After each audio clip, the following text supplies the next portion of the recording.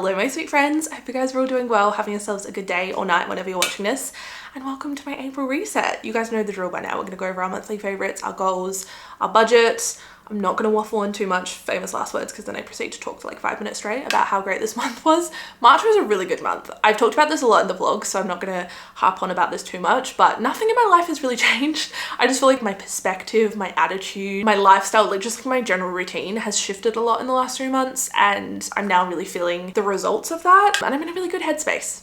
Feeling good. The first quarter of this year has been really focused on building a good foundation to set me up for a really good year, and so I'm excited to see what happens this year. Because who really knows? No one does. Yeah, it's been a big few months of focusing on the controllables and just letting go of everything else. Letting them, which is one of my favorites. I guess we can talk about our favorites while we're here. I finished this book last week, The Let Them Theory by Mel Robbins. I'm sure you're sick and tired of me talking about her. I started listening to her podcast at the beginning of this year. It's just resonated with me so much. I feel like even the things that I didn't think would resonate with me have maybe hit the hardest. Like this book, for example, the first half I was like, yeah, I need this. Really need this. It's a lot about like people pleasing, not listening to other people's opinions, just like letting people think what they're gonna think. You can't control that. You can't control other people's opinions of you, the good and the bad. The second half is very relationship, friendship focus, like the relations in your life, the relationship with yourself, which I didn't think I necessarily needed, but turns out I do. I learn a lot. I feel like it's given me some really good tools to take into my friendships, my marriage. I just loved it. Like Mel Robbins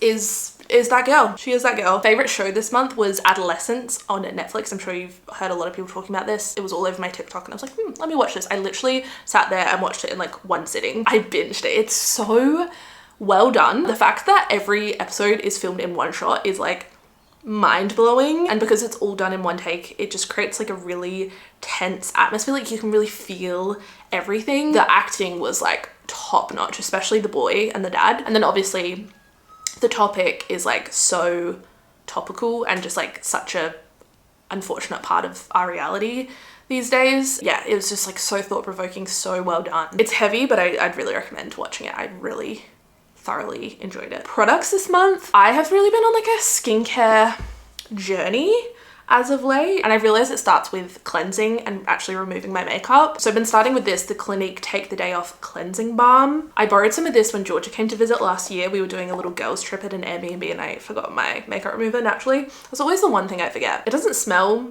like anything really, which is probably a good thing for my sensitive skin. But I borrowed some of hers and I was like, wow, this is really good. I kind of forgot about it, and then my friends got me a Mecca gift card for my birthday. I was just looking on the website and I was like, oh my gosh, let me get this. Let me do something good for my skin, and I've been loving it. It's so gentle, but it just absolutely removes everything. And then after that, I've been going in with the QV Ceramides Cleanser. I went with QV on my TikTok last year, but I just genuinely love this product. It's so gentle. It's soap, fragrance, and color-free, so it's very good for sensitive skin. It's just like nice, hydrating, very gentle, which I appreciate. And I've just been leaving both of these in the shower. So whenever I do my nightly shower routine, just been using these to take off the makeup or just like the dirt from the day. And I feel like my skin is kind of loving it. I don't want to jinx it, touch wood. And then another favorite has been the MCO Beauty Miracle Hyaluronic Tinted Serum.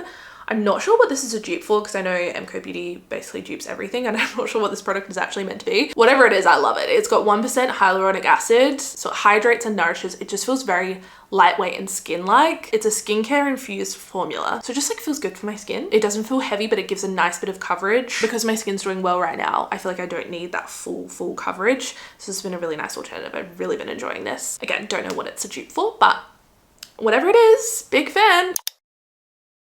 Now taking a look at the goals I set this month, I break them down into different categories. So for personal goals, I wanted to take myself on a solo date. We did do that. Read 2 books. I did read 2 books. I read this one and what's it called? The one by Alice Feeney. Beautiful Ugly, I think it's called, which I rated 3 stars. Alice Feeney is one of my favorite thriller authors, but that one just like didn't hit for me, unfortunately. If you want to read an Alice Feeney book, I'd recommend His and Hers and Rock, Paper, Scissors. Those are like my 2 favorites, but Beautiful Ugly just like wasn't it? No phone after 8:30 p.m. I was pretty good about this for the most part. I wanted to treat myself post 75 soft, which we did do. We were umming and ahhing about a walking pad or a Ninja Creamy. We got the walking pad. I got one off my friend. I think eventually we'll get the Ninja Creamy probably when we get back from our trip. It's not really like ice cream season now, is it? But that's definitely on the cards. And I also wanted to finish planning our Canada and US trip, which I have pretty much done. The logistics of everything, all the flights, accommodation, trains, all of that is booked. It's literally just all of the day-to-day itinerary stuff, which is the fun part. And I like don't have to book anything in really. It's just like working out what we want to do each day. For wellness goals, I wanted to do Pilates 4 times a week. I'm gonna say no to this. I think on average I probably did like 3 times a week. I should really look at my habit tracker. I think it was like 3 times a week, which is not bad. I'm happy with that, honestly. 10,000 steps every day. I can't say for sure that I did this. There were quite a few days where I wasn't wearing my Apple Watch, so like, did I really do 10,000 steps if it wasn't tracked? No. Next goal was to go to the optometrist. I did do that, guys. I did. I was brave, and I do in fact need glasses. It's literally just my left eye is the problem. This one, she's fine. She's thriving, dare I say. And it's I'm long-sighted. No. Oh my God, keep getting confused. I am short-sighted. I am short-sighted? Oh, I'm gonna have to Google it. What am I? That is genuinely one of the most confusing things to me. As someone who's never had glasses, the difference between long-sighted and short-sightedness, it just doesn't make sense to me. Why am I describing what I can see? I am short-sighted, which means I can see things perfectly up close, but I can't see them far away. Why am I describing what I can see, like my abilities? Like that doesn't make sense. It just doesn't click in my brain. I can't explain it. I can't explain it. I'm so sorry. Anyway, I can tick that one off. We did go to the optometrist. Feeling proud. I think I get to pick up my glasses this week, which is exciting, just before we go away. And then also wanted to complete the 75 self challenge, which we did. It honestly feels a bit, I don't want to say anticlimactic. I think because it came such a part of our everyday routine and just like general lifestyle, it just kind of ticked over to the next day and we were like, oh yeah, we finished it. And then it was just like on to the next day and we just kind of continued, which is a good thing. That's what I wanted out of this. I think when we get back from our trip, because we're going to be gone for quite an extended period of time, I think we'll do it again just to get back into that routine and rhythm and hold ourselves accountable that way. For financial goals, we wanted to invest. We did do that. No spend week, I'm not going to tick off on. We did do it. We did it Monday to Friday. We did it Monday, Friday, and Sunday. We had one slip up on Saturday, which you guys will see in the vlog. A moment of weakness. We have no one to blame but ourselves. And other goals to donate, which we did. Career goals, I wanted to upload 7 times on YouTube. Let's see. I don't think we quite did this. 1, 2, 3, 4, 5, 6. So almost. I wanted to upload 4 times on Instagram or TikTok. We did do that. I've really been enjoying short form content. I go through such waves with it. Last month I was really into the long form content and now I'm back on my short form content wave. Not to say that I don't enjoy doing both at the same time, but there's always one that I enjoy slightly more and then I like come back to it. I think that's the same with anything, any kind of hobbies or aspects of your job. You're always going to enjoy different things at different times. I also wanted to start a new series / concept. I'm going to say yes to this. I branched out a little and did a Q&A, like a day in the life Q&A, which you guys loved. I saw Rachel did one. I think Kirsty's gonna do one. It's not an original idea. I've seen lots of people do it online, but I've never done one before. And I really enjoyed it. It was nice to bring you guys from like start to finish of my day, like a true day in my life, and then just like chat and discuss certain topics throughout the day. I also felt like I covered some pretty interesting questions in that video. So I'm proud of myself for doing that. I've also been doing a lot more like face-to-face short form content, which I've really been enjoying. Not even like get ready with me stuff, but literally just like sitting there with my microphone. So I've been changing it up. I've been keeping it fresh. And then last but not least, we have our home goals. I wanted to organize the laundry. We did do that, finally. Clean out the garage. Didn't get around to doing that. I'm gonna be so for real. I don't think we're gonna be doing that before we leave, which is fine. It'll be there when we get home. And gardening, we did do. Our garden was looking pretty bad. So I've been doing some reshuffling, removing some plants. I'm gonna wait until it cools down a little bit more before we plant some new ones. But yeah, all in all, a pretty good month. I'm pretty happy with that. I'll also be so for real, after the first 10 days of this month when we finished the 75 self challenge, I wasn't really looking at my goals or my daily habit tracker. So to have achieved almost everything without actually looking at it and checking in, I'm pretty happy with. Now for our April goals, I have my spreadsheet pulled up here. This is just the goal and habit tracker from Copeland. I always have this link down below. My discount code works on this and then also on the spreadsheet that I use for my budgeting. I honestly really haven't thought about this too much. I think I'm gonna keep it pretty simple, keep the goals pretty light this month because I'm not gonna really be here or be in that headspace. I don't know, what did we do last month? Or what didn't we do is probably a better question. I think I'm just gonna copy and paste these 3 over because these are pretty consistent goals that I wanna do every month. Do Pilates 3 times a week. That feels pretty achievable. I don't think we'll do anything around the house just because it's not a priority right now. Let's actually look at our yearly goals and see what we set. Anytime I'm feeling uninspired or just like directionless, I will refer back to this and see what goals I set at the beginning of the year. These are my overall yearly 2025 goals, which is why a lot of my monthly goals are quite repetitive because we're just making slow, steady progress. So let's see, read 25 books, keep screen time under 3 hours a day. We still need to work on that. So maybe that's something we can put in for April. No phone after 8:30. What else? Plan our trip, scrapbook. I can scrapbook. I can do that. I think that's probably it really. Like career goals, maybe more vlogging, more short form vlogging. I think because I do so much vlogging on YouTube, I love an emoji, sorry, don't mind me. I think because I vlog every single week on here, I kind of neglect to ever vlog on Instagram or TikTok. I want to be more strategic with my content planning where I can have a couple days to vlog for short form because I enjoy it and I know you guys enjoy it as well. I have to remind myself not everyone follows me on here, and if you're just seeing the short form content that I'm putting out, you would have, I guess, a very different perception of like my life and who I am. There's only so much I can convey in a 90-second video. So I think being able to show more of my life and more of my personality would be helpful. Maybe that's the other thing. Plan content out. Nothing too crazy. We're keeping it pretty simple because I'm traveling this month. Did I mention that? I'm so annoying. Now for the fun part, or my favorite part at least, we're going to go over our budget for March. We're going to reflect on this and then set a new budget for April. I think it's really important to go back and look at our expenses, things we did well, things we didn't do so well, so then we can improve next month. I feel like I say this all the time, but I am not a financial expert in any way, shape or form. I'm literally just a girl. I also never set out to be, I don't even want to say like personal finance creator, influencer. Like that's never been my objective. I kind of just like fell into this, and I still don't think I'd classify myself as that. It's definitely one of my content pillars and part of my content, like a huge part. I just think it's interesting and I think it's motivating to watch other people manage their finances and seeing how different people do it. It's not groundbreaking stuff by any means, but it is so pivotal in taking control of your finances. Having more awareness about where your money is actually going is a game changer. As soon as I started doing this several years ago, I feel like my whole life changed, honestly, without being dramatic. And even more so now that I'm self-employed, I want to make sure that I'm not spending money I'm not making, and that income growth that I've experienced over the last 12 months is actually making an impact and is actually going somewhere. I think sometimes some people overcomplicate it and make personal finance and budgeting just seem really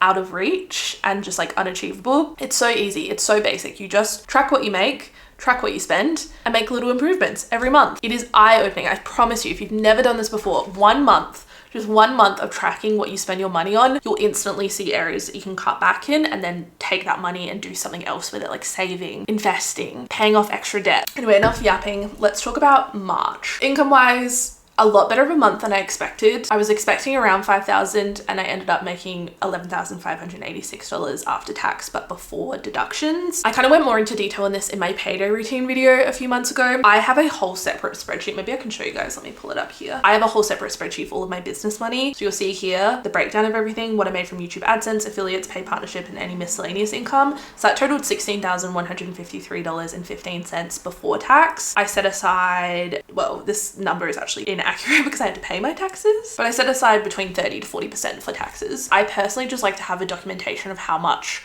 I could bring in if I didn't have any expenses. Is probably not the best way of doing it. I need to like get it out of my head. I think because for the longest time it was always like extra money. I was always working a full-time and then a part-time job. I really had like no other expenses. I didn't have an accountant. I wasn't doing this full-time. It was literally just extra money. I didn't have to worry about, you know, paying for future months, investing in future projects, or paying super because I was getting super from work. So this might change in the future. It probably should change, but this is the amount that I make post-tax but before expenses. And then if you scroll over here, we've got business. So this is the amount that I put back into the business for business expenses. Things like my super, my accountant, internet, subscriptions, if I have any filming expenses. I'm putting $5,096, which is a really random number, just worked out like that. I'm not putting it back into the business. I'm actually just technically not taking it, but it looks like I'm putting it back in from like a personal spreadsheet standpoint. I don't know if this is making any sense. I think I explained this a lot better in my payday routine video, but essentially I paid myself $6,490 from the business as like personal income. Miscellaneous was quite high this month. I had a good shop back cash out, which was stunning. I've been booking all of our accommodation. I used it for our Europe trip. I think I'm going to pay out from that, and then for our US Canada trip. And then I also had some referrals from Octopus Group, which is the survey website I used to use. I don't really use it anymore. It's honestly just like not really worth my personal time. Now that I'm doing this full time, I can like put that extra time and energy into like growing my social media. But it was really helpful when I was like hustling, saving for a house deposit, wedding.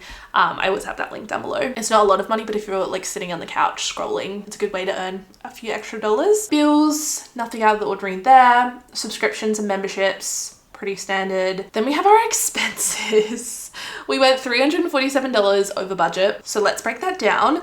Groceries were $25 over. I'm not too mad about that. We were right on with petrol, which is good. Spent $140 on the dogs. That was for their grooming appointment. We don't really have anything else that came up for them. Health, I spent $360.97. Home, $50.59. Gifts, we went a little bit over, but I took money from our gift sinking fund. Treating others, we were under. Eating out, we were a little bit over. This was just like a high spend month in general. I completely underestimated how much we'd spend socially. We spent $781.55 on like going out. When I say we had something on literally every single weekend, I feel like March is always kind of like that. We call it Mad March here in Adelaide for a reason. There was just a lot on. Not every month is like this. Like April will not be like this at all. Coffee, $111.46. So we were under, which is great. Hobbies, I spent $8. That was just for like some scrapbooking stuff. Transport we were over as well. I should have seen that coming because I knew we had quite a lot on. We were getting more Ubers than usual. Shopping as well, $852. I budgeted $300, so we were $552 over. So if it wasn't for that, like that and the eating out, we would be fine. Let's see, if we change this to like what it should be, we would be like so under budget. Yeah, look at that, $500. Just like stop, control yourself. We didn't. I do feel the need to justify myself. It is for two people. All of these numbers are, we share 100% of our finances. We don't do this every single month. I did fall into the trap of the after payday sale. Sue me. I got some really good deals. I got this jumper, which I'm obsessed with, and some winter staples. Nick got some new shoes. I also bought a wedding guest dress. So just a lot of things that added up to $852.08. I think starting next month, I'm going to start a rainy day fund for things like this. There'll be some months where we spend nothing on shopping, and then there'll be other months like this that we do. I just don't like how it looks. I don't like how it looks, and I don't want it to affect any of our consistency and our progress month to month. So I think a rainy day sinking fund would be ideal for moments like this. Entertainment, we didn't spend any money. I was planning on spending $200 because the Adelaide Fringe was on, and we did nothing. Date night, we spent $27.44. Alcohol, we were a little bit over. Travel, I spent $1,243.64. That all came from our travel sinking fund, and then $26.99 on miscellaneous. Then for debt, we have our mortgage. We just paid the usual amount. I budgeted $1,000 for our extra mortgage repayment. Our goal for this year is to try and pay off an extra $50,000. We had a good month last month. It was a pretty low spend month last month, so we were able to put more on it. I thought it was going to be a lower income month, so I didn't want to budget too much, but we were able to put an extra $1,000, which is good. We're still on track. And then yeah, just normal mortgage repayment. Savings, I took $1,200 from the travel fund. We put $250 in our home sinking fund, $165 in car expenses, which I can't speak, which we'll have to touch this month because I think we're going to book in our car for a service. Emergency fund, nothing that is fully funded. We invested $495. We took some money from the gift sinking fund, and then nothing in the offset account. So all in all, not too bad. I would like to see our expenses a lot lower. Normally I try and keep them around 20% if I can, and they're at 33%. I guess that's to be expected with the month we've had and with our travel bookings. 27.8% in savings. Most of that went into my business account, which then went in my super. I'm really trying to beef that up. I was having a look at my super fund. I was talking about this with some of my friends actually. We were talking about our super funds because, you know, we like to have transparent conversations about money, which is honestly one of the best parts about doing this job. I feel like it's allowed me to have such honest conversations around finances since I open up so transparently about it online. I think other people feel like they can talk about it with me, which is so lovely. And so we're talking about super funds and like how much we should have in there. There's like calculators, you can work out what your average living costs are, and when you want to retire, like, you can see a rough figure. And I was nowhere near where I want to be, which is fine. I am a woman. Which unfortunately, if you look statistically, women do typically have a lower super fund balance, which is unfortunate. It pays to be a man. It was also several months where I was unemployed, so I wasn't putting any money in my super. I wasn't working in Australia for like 3 years during my early 20s. So that's the business savings. Most of it's going towards my super. So that was March in a nutshell. It was okay. We did everything we set out to do, savings and investing wise. I just know that we could do better. But April is a new month, thankfully, and a fresh start. So let's do our budget for April. As always, we're going to start with our expected income. Nick's is always pretty much the same. We are also carrying over $2,000 or just over $2,000 from last month. That'll be April 9th and then the 23rd, which is our wedding anniversary. 3-year wedding anniversary. Isn't that a nice little treat? How romantic.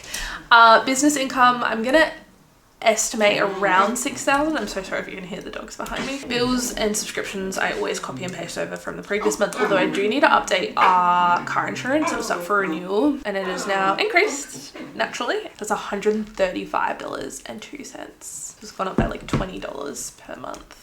Yeah, I'm gonna have a look at that and see if I can get it down at all. I used to work in insurance. I did home, motor and landlord policy, so I know what I'm looking at. I think it's like a pretty standard amount, but I'm gonna do some research and shop around and see if there's anything that we can update on our policy. Our mortgage is still the same. It's actually decreased, but we're keeping the payments the same and just more of our money is going towards principal. The RBA did lower interest rates and our bank has passed that on to us, so we've gone from a 6.45% interest rate to 6.2%, which is not much, but it makes a difference. Like, it's nice to see a decrease rather than an increase that's been happening for the last 2 years. We also had our house valued just out of interest, and our home has gone from $650,000 2 years ago to a conservative $900,000. That was like the conservative lower end of the estimate in just 2 years. $250,000 increase. That is just insane. It's nice to know. It is good to know where we're at with everything, but I did a whole Instagram TikTok talking about this last night. It's just becoming so much harder for people. We felt like we were paying too much when we bought this block of land and started building. It just felt like so overpriced, and now it's like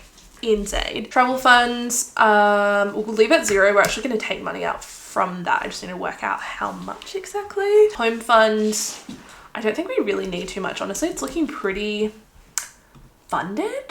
This is how we track all of our different savings and sinking funds. We keep everything in one account, and this is just how I track what is for what. So home fund is sitting at over $2,000. I'm not sure how much the wardrobe fit outs are going to cost, but I'm just going to put that at 0 because we have so many other expenses this month. Car expenses, we'll leave at $165. Emergency fund, we don't need anything. ETFs, I want to invest at least $500. Gifts, I always like to set aside $400, although we're going to have to circle back to that because I'm also going to take money from our gift sinking fund. Really utilizing the sinking funds this month, if you couldn't tell. This is a bit of a different month. So we are traveling. We're going to be home for like half the month, then we're going to be away, and then going into May we'll also be away traveling. Previously I've just saved the money that we need for our trip, and then I haven't tracked it on here at all. It kind of got to the end of last year and I was like, this is great, but I feel like I don't have an accurate representation of how much we spent on travel in particular. I can just see how much we saved, but we did then spend it. I think it's going to be one of those things that I just track when it's all said and done. We already converted some spending money back in February. All of our accommodation, flights, a lot of our activities are pre-booked, so it's really just spending money for the most part. Yeah, we might have to do some rejigging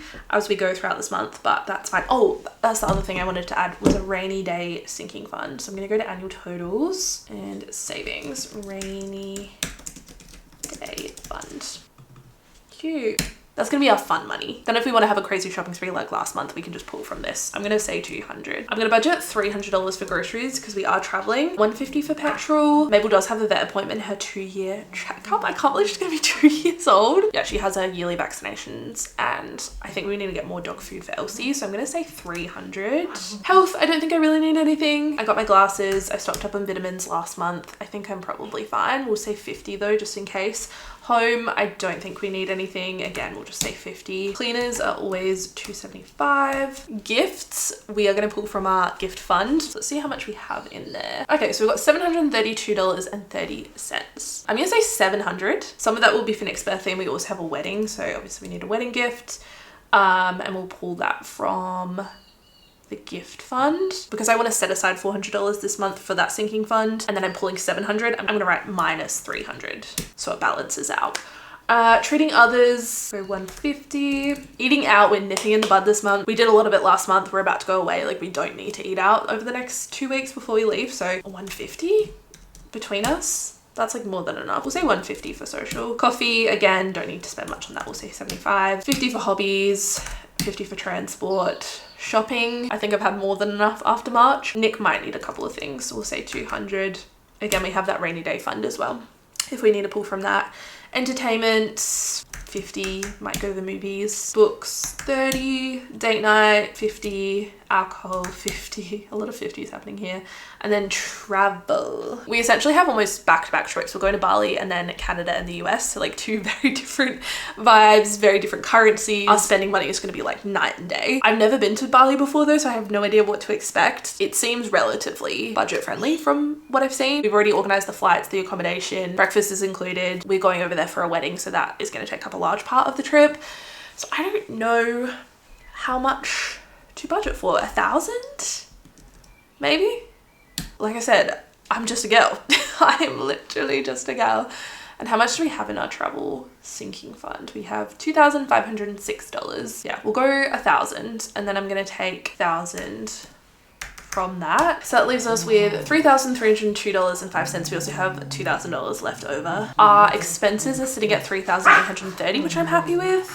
I'm so sorry about my dogs. I think we're just gonna put the rest towards our mortgage and work towards that goal, so $4,200. Am I missing anything? I just wanna double check. Nick's birthday, wedding gift, oh, car service. Oh, and I also wanna get my hair cut. I'm so sorry. Let me just rejig this. We'll change that to 150, and then car service will just come from the sinking fund, so we'll just pull that from car expenses. I'm not sure how much it's going to cost. We have $1,658.44 saved. Not sure how much it's actually going to cost. We'll keep you updated. Cool. Okay, well, that is everything, I believe. The dogs have finally calmed down just as I'm wrapping up this video, which is stunning. Anyway, I hope you guys enjoyed. If you haven't already done your monthly reset, hopefully this video gave you a bit of motivation. Thanks for hanging out with me. I love you guys so much, and I will see you very, very soon for another video. Bye, guys.